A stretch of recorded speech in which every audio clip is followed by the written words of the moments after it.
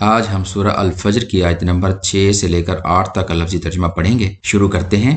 الم تر کیف فعل ربک بعاد ارم ذات العماد التي لم يخلق مثلها في البلاد۔ علم کیا نہیں، کیا نہ، تارا دیکھا تم نے، دیکھا آپ نے، کیف کیسے، کیسا، فعال کیا، برتاؤ کیا، معاملہ کیا، ربوں کا آپ کے رب نے، تمہارے رب نے، کیا تم نے نہ دیکھا، کیا معاملہ کیا تمہارے رب نے، کس کے ساتھ؟ بعاد، قوم عاد کے ساتھ یا پھر عاد والوں کے ساتھ۔ ارم، ارم کے رہنے والے یا پھر اہل ارم، جہاں پہ یہ قوم عاد رہتی تھی اس جگہ کا نام یا اس شہر کا نام ارم تھا، یا پھر قوم عاد کو قوم ارم بھی کہتے ہیں کیونکہ عاد کے دادا کا نام ارم تھا، اس وجہ سے ان کو قوم ارم بھی کہتے ہیں۔ ذات العماد، بڑے بڑے ستونوں والے، بڑے بڑے قد و قامت والے، عماد کہتے ہیں ستون کو، تو بہت بڑے قد و قامت والے یا پھر بڑے بڑے ستونوں والے۔ التی، وہ کہ یا پھر وہ جو، لم نہیں، نہ، یخلق پیدا کی، بنائی، مثلھا ان کی مثال، ان کی مثل یا پھر ان جیسا، فی البلاد، فی میں، بلاد شہروں میں یا پھر ملک میں، یعنی ان جیسی قوم شہروں میں پیدا نہیں کی گئی۔ کیا تم نے نہیں دیکھا کہ آپ کے رب نے قوم عاد کے ساتھ کیسا معاملہ کیا یا پھر قوم عاد کے ساتھ کیا سلوک کیا، جو اہل ارم تھے یا پھر قوم ارم میں سے تھے، بڑے بڑے ستونوں والے یا پھر بڑے بڑے قد و قامت والے تھے، کہ ان جیسا کسی اور شہر میں پیدا نہیں ہوا یا پھر پیدا نہیں کیا گیا۔ اس آیت میں اللہ تعالیٰ نے قوم عاد کا تذکرہ کیا ہے۔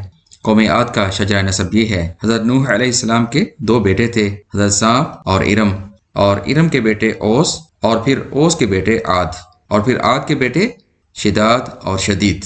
شداد وہ ہے جس کی جنت شداد مشہور ہے، اس نے دنیا میں جنت بنائی ہوئی تھی اور اس جنت میں ہر نعمت کو رکھا ہوا تھا۔ اہل عاد یا قوم عاد عرب میں آباد تھی، اور ان پر اللہ تعالیٰ نے حضرت ہود علیہ السلام کو نبی بنا کر بھیجا۔ قوم عاد کے علاوہ قرآن پاک میں اور قوموں کا بھی ذکر ہوا ہے، جس طرح باقی قوموں نے سرکشی کی اسی طرح عاد نے بھی سرکشی کی، تو پھر اللہ تعالیٰ نے ان کو عذاب سے دوچار کیا۔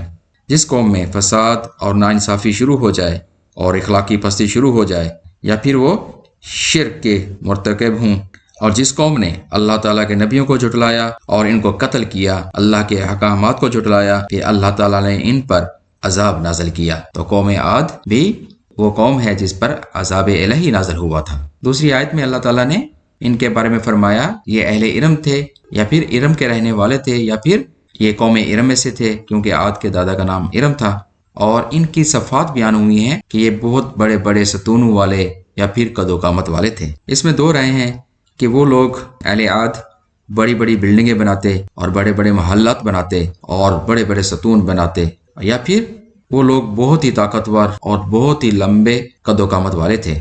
آخری آیت میں اللہ تعالیٰ نے ان کے صفات کے بارے میں فرمایا کہ ان جیسا کسی اور شہروں میں پیدا نہیں کیا گیا، کہ وہ ایسے لوگ تھے یا ایسی قوم تھی کہ ان جیسا اللہ تعالیٰ نے کسی اور شہر میں پیدا نہیں فرمایا۔ اس میں بھی 2 رائے ہیں۔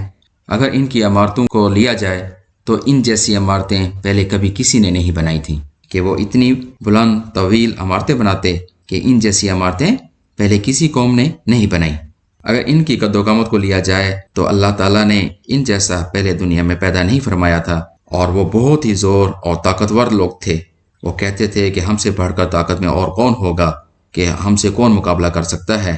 وہ اپنی مضبوطی پر اور اپنی طاقت پر گھمنڈ کرتے اور غرور کرتے، اس لیے جب وہ کسی علاقے کو فتح کرتے تو ان کے رہنے والوں کو جبار اور قہار بن کر تہس نہس کر دیتے۔ پھر اللہ تعالیٰ نے ان پر عذاب کا کوڑا نازل فرمایا، جس کا ذکر آگے چل کر ہوگا۔